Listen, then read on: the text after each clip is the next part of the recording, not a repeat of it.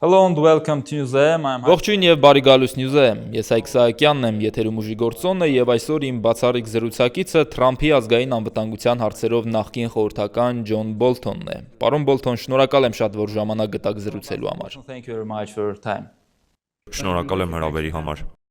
Ambassador Bolton, you have advocated Դուք տասնամյակներ շարունակ կոչ եք արել հարձակվել Իրանի վրա եւ տապալել այնտեղ իշխող էլիտան։ Այաթոլլա Ալի Խամենեիի սպանությունը սակայն չհանգեցրեց համակարգի փլուզմանը, ինչպես ակնկալում էին ԱՄՆ-ում եւ Իսրայելում, եւ հիմա նրա որդին Մոջթաբա Խամենեին, որը կարծես ավելի կոշտ գծի կողմնակից է, ընտրվել է Իրանի նոր գերագույն առաջնորդ եւ իր առաջին հրապարակային ուղերձում խոստացել վրեժ լուծել։ Լավ, ինչ պետք է տեղի ունենա Իրանում, որ ԱՄՆ-ն եւ Իսրայելը կատարված համարեն իրենց առջեւ դրված խնդիրը։ Israel to consider their mission accomplished. Well, it's certainly Դա անշուշտ ենթադրում է շատ ավելին, քան միայն գերագույն առաջնորդի հեռացումը։ Սա մի ռեժիմ է, որն իշխանության ղեկին է 47 տարի եւ փորձել է ամրապնդել իր դիրքերը։ Խոսքը միայն այաթոլլաների մասին չէ, այլ նաեւ իսլամական հեղափոխության պահապանների կորպուսի։ Ես սկիզբում եմ այն կարծիքը, որ իրականում հենց իսլամական հեղափոխության պահապանների կորպուսն է կառավարում երկիրը, իսկ այաթոլլաներն ու գերագույն առաջնորդն ավելի շատ գաղափարական ծածկույթ են ապահովում։ Այնպես որ սա մեծ ջանքեր է պահանջում։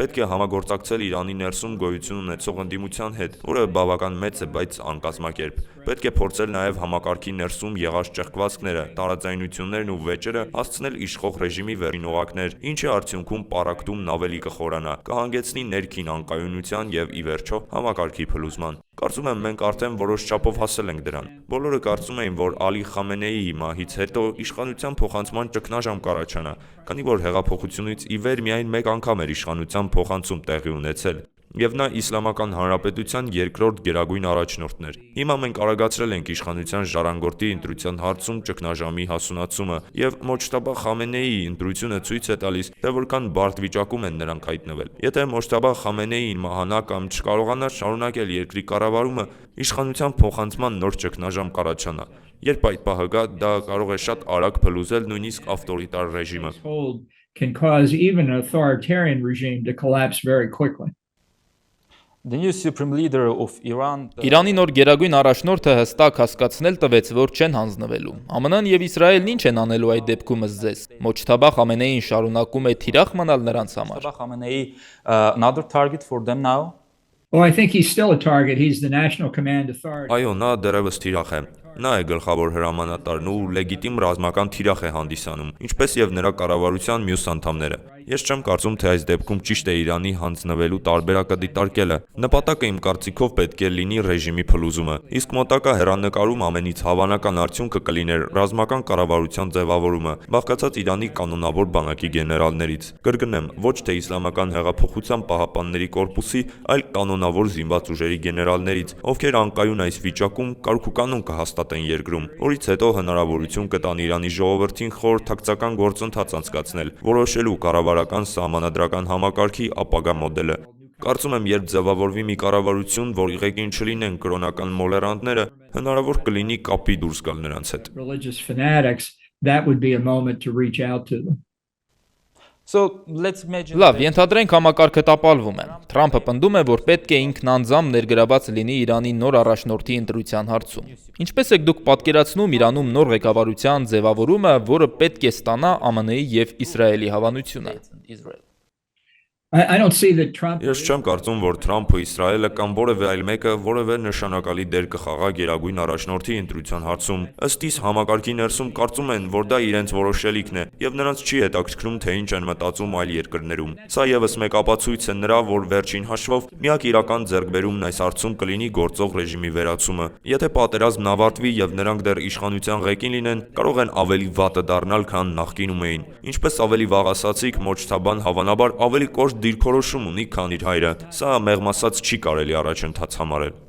Well, there is no success. Մերձավոր Արևելքում ԱՄՆ-ի ինտերվենցիաները լավ ավարտ չեն ունեցել մինչ օրս։ Աֆղանստանում օրինակ թալիբները կրկին վերադարձել են իշխանության։ Իրաքը կենսունակ պետություն չէ այլևս։ Լիբիան մինչ օրս քաղաքացիական պատերազմի մեջ է թաղված, գրեթե նույն պատկերն է Սիրիայում։ Բոլոր այս երկրները հիմա ձախողված պետություններ են դարձել, որոնք քաոսի մեջ են, իրենց խոստացված բարգավաճման փոխարեն։ Այդ դեպքում ո՞րն է երաշխիքը, որ Իրանն էլ չի դառնա Իրաք, Լիբիա կամ Սիրիա։ Not become another Iraq or Syria. Well, I think you have to look at Կարծում եմ այս դեպքերից յուրաքանչյուրը պետք է առանձին դիտարկել։ Օրինակ Աֆղանստանի պարագայում անկայունություն առաջացրեց ոչ թե թալիբների տապալումը, այլ հետո ԱՄՆ-ի դուրս գալն Աֆղանստանից, որը թույլ տվեց թալիբներին կրկին գալ իշխանության։ Լիբիայի դեպքում ըստ իս պատճառն այն էր, որ երկրի ներսում գործող տարբեր խմբավորումներն այդպես էլ չկարողացան համաձայնության գալ։ Նույնը վերաբերում է նաև Սիրիային, չնայած այնտեղ ուժեղ ղեկավար կա արդեն, որը կարծես ավելի լավ է վերահսկում իրադրությունը։ Հարցն այն չէ, որ դա շատ լավ է եւ ամեն ինչ լավ է այնտեղ,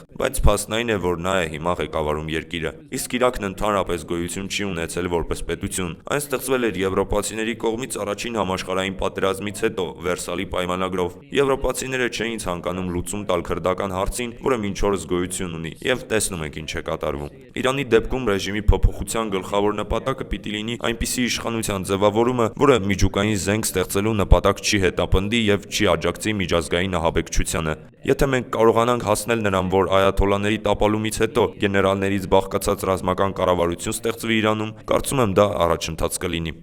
The International Atomic Energy Agency Ատոմային էներգիայի միջազգային գործակալությունը հայտարարեց, որ չկա որևէ ապացույց, որ Իրանը փորձում է միջուկային զենք ստեղծել։ Ավելին, ԱՄՆ-Իրան վերջին բանակցություններում միջնորդի դերը ստանձնած Օմանը պնդում է, որ կողմերը պատերազմից առաջ շատ մոտ են եղել համաձայնության հասնելուն։ Այդ դեպքում ինչու ԱՄՆ-ն եւ Իսրայելը հարձակվեցին Իրանի վրա, մանավանդ երբ Թրամփը մշտապես իրեն փորձում է ներկայացնել իբրև խաղաղություն բերող նախագահ։ peace bringer president.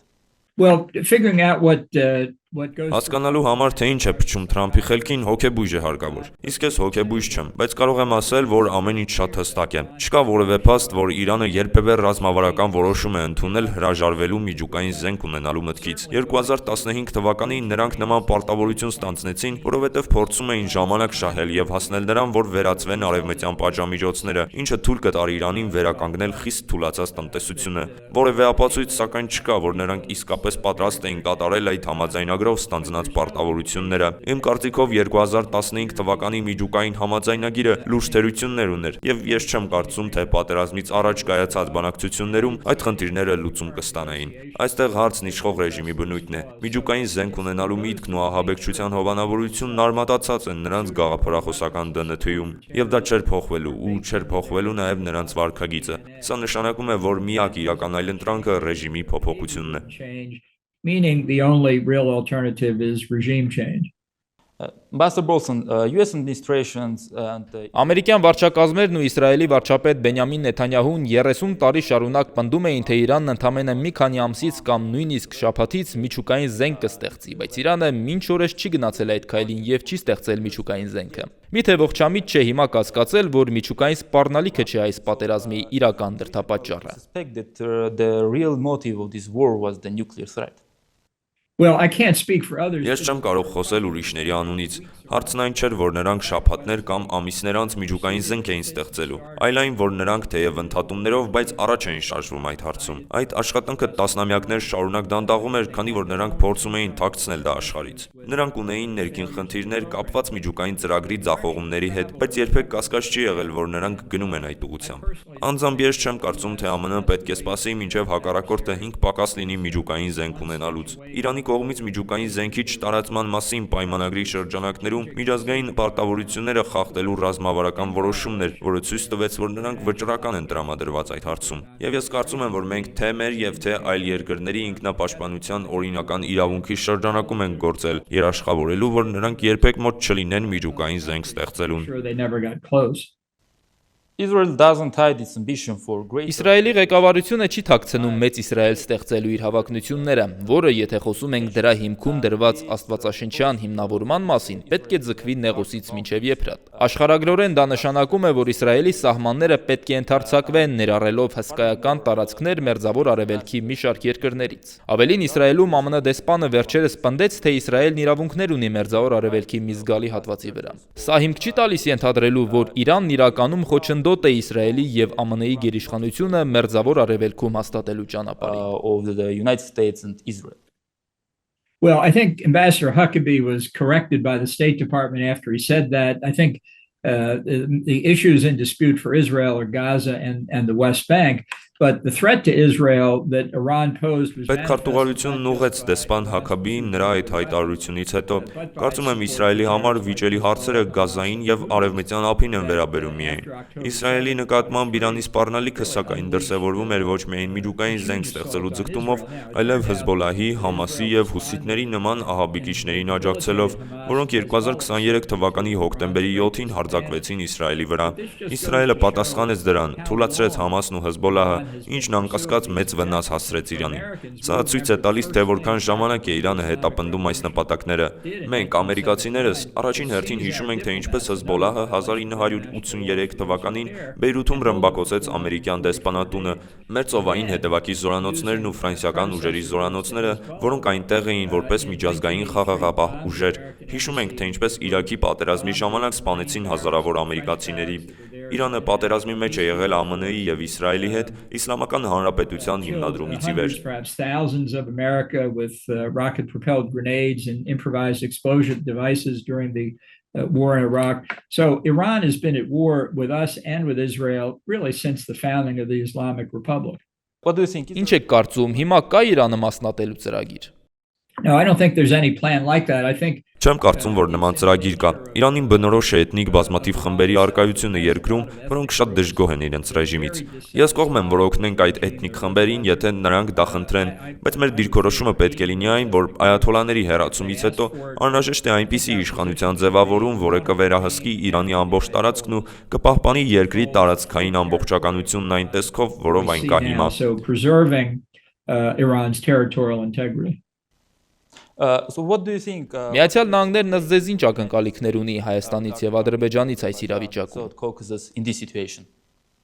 Well, it's a dangerous neighborhood to be sure, but I think Տարածաշրջանում անշուշտ վտանգավոր իրավիճակ է, բայց իմ կարծիքով խաղաղության եւ անվտանգության հնարավորություններն ավելի մեծ կլինեն, եթե այաթոլաների իշխանությունը տապալվի Իրանում։ Մերձավոր Արևելքում երբեք իրական խաղաղություն ու անվտանգություն չի լինի, քանի դեռ նրանք իշխանության գլուխ են։ Այդ դեպքում թե Կովկասյան երկրները, թե Իրանի հարևան մյուս պետությունները զարգացման եւ տնտեսական աճի ավելի լայն հնարավորություն կունենան։ out of power.